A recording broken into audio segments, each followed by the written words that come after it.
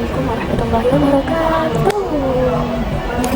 Halo teman-teman semuanya, kembali lagi bersama dengan saya Mila Amelia Muslim, mahasiswi Prodi Perbankan Syariah Universitas Islam Negeri Sunan Kalijaga dengan NIM 2510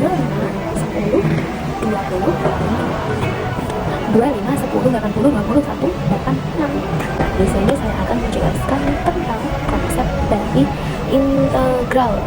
Nah, kalian pasti udah pada gak asing kan dengan kata-kata integral dalam matematika, karena dulu waktu kita masih SMA itu udah belajar tentang integral.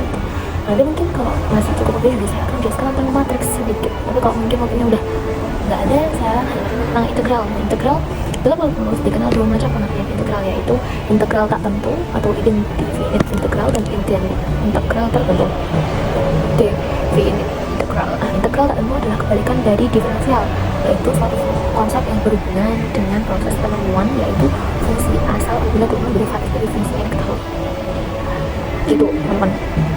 Fungsi asal, kalau yang itu yang apa, derivatif itu kan turunan, kalau integral itu fungsi asal gitu. Sedangkan integral tak tentu tadi integral tak tentu. Nah, sedangkan integral tentu merupakan konsep yang berhubungan dengan proses pencarian luas suatu area yang batas-batas atau limit dari area tersebut sudah tertentu. Jadi ada integral tak tentu mengintegralkan suatu fungsi turunan fx, berarti adalah mencari integral atau turunan antinya, yaitu fx. Proses mengintegralkan disebut integrasi. Bentuk umum dari integral atau fx adalah fx dx sama dengan fx plus k, di mana tanda gini, tanda ini itu adalah tanda integral. Nah, tanda integral itu ditambahin dengan tanda kayak gini teman, kayak gini nanti ya. Fx dx adalah diferensial dari fungsi fx, terus fx sendirian disebut integran, dx sendirian disebut diferensial.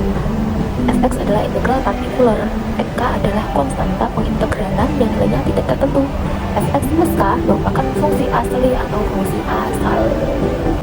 Integral tertentu. Integral tertentu adalah integral dari suatu fungsi yang nilainya variabel bebasnya memiliki batas tertentu. Integral tertentu digunakan untuk menghitung luas area yang terletak di antara kurva y sama dengan fx dan sebuah horizontal dan x dalam suatu rentangan wilayah yang dibatasi oleh x sama dengan a dan x sama dengan b. Untuk umum dan integral tertentu adalah lambang integral. Nah, batas kan ada batasnya. Nah, batas atasnya sama batas bawah b a terus f kurung x dx sama dengan dan tanda gitu fx, terus batasnya lagi itu dengan f b min f a.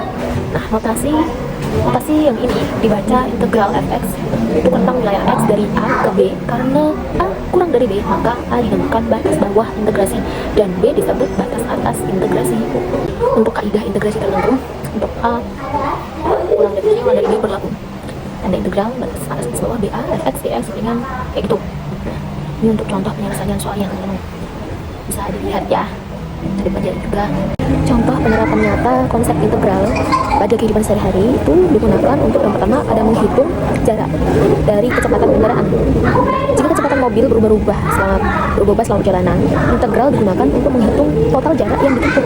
Nah, jadi contohnya gini guys, kecepatan mobil adalah V lambang kecepatan per T sama dengan 2T per 10 km per jam. Maka jarak diperoleh dari integral fungsi kecepatan. Nah, yang kedua ada menghitung pendapatan total dalam ekonomi.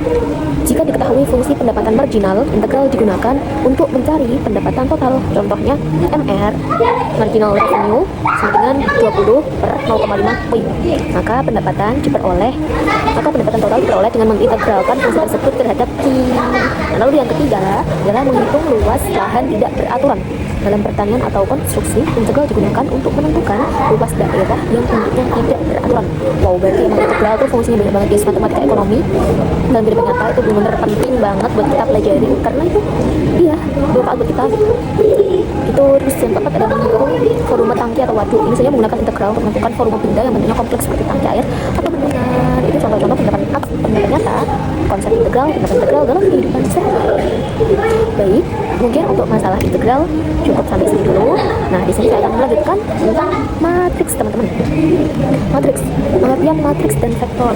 Matriks adalah kumpulan bilangan yang disajikan secara teratur dalam baris dan kolom membentuk persegi panjang. Unsur-unsur suatu matriks secara umum dilambangkan dengan notasi A, I, J, di mana I menunjukkan baris sedangkan J menunjukkan kolom. Matriks yang terdiri dari M baris dan N kolom dinamakan matriks berorder M kali N. vektor adalah bentuk matriks khusus yang hanya mempunyai satu baris atau satu kolom. Operasi matriks dan vektor, penjumlahan dan pengurangan. Dua buah matriks hanya dapat dijumlahkan atau dikurangkan apabila keduanya berorder sama. Jumlah atau selisih dua matriks A sama dengan AIJ dan B sama dengan BIJ adalah matriks baru CJ yang berorder sama, yang unsur-unsurnya merupakan penjumlahan atau selisih unsur-unsur A dan B. A kurang lebih sama dengan B sama dengan C, mana CJ sama dengan AIJ sama dengan BIJ. Kaidah komutatif A plus B sama dengan B plus A. Kaidah asosiatif A plus B dalam kurung B plus C sama dengan A plus B dalam kurung plus C. Lanjut, operasi perkalian. Operasi perkalian matriks menggunakan sistem lajur baris dan kolom. Dalam matriks dikalikan dengan matriks akan menghasilkan matriks. Dalam matriks dikalikan dengan vektor kolom akan menghasilkan vektor kolom.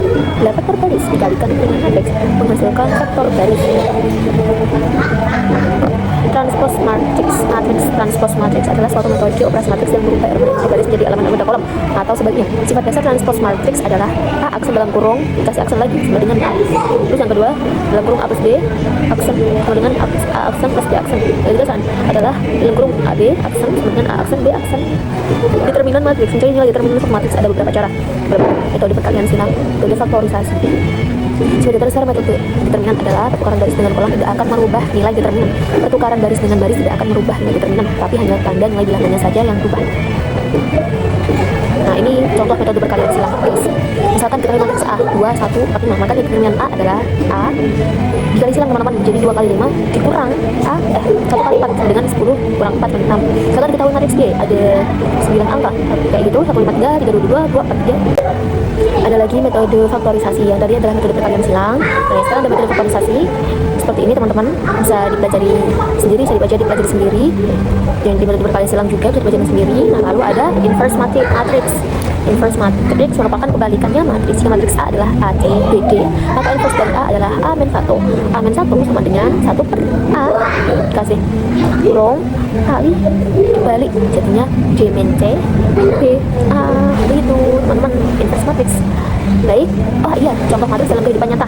Contoh matriks dalam kehidupan nyata adalah digunakan untuk menghitung pendapatan dan keuntungan perusahaan, terus menganalisis penjualan beberapa produk di berbagai cabang, dan terus menyusun anggaran perusahaan, terus mengikut model untuk output ekonomi untuk melihat hubungan antar sektor industri. Sekali terakhir ada analisis investasi dan portofolio. Baik, cukup sekian teman-teman materi tentang yang tadi integral dan matriks dari saya. Mohon maaf sekali lagi karena saya mungkin belum bisa menguasai materi dengan baik dan belum menjelaskan dengan baik. Semoga bermanfaat untuk kita semua. Semoga kalian juga selalu berbahagia. Amin. Mohon maaf sekali. Terima kasih atas perhatian dan perhatiannya kepada Pak Mahfud Asy'ari. Terima kasih banyak atas ilmunya yang telah diberikan ke kami semua. Terima kasih. Mohon maaf atas semua kesalahan-kesalahan kami. Sekian. Assalamualaikum warahmatullahi wabarakatuh. Kami sebagai mahasiswa, mohon maaf kesalahan kami sebagai mahasiswa. Sekian. Assalamualaikum warahmatullahi wabarakatuh.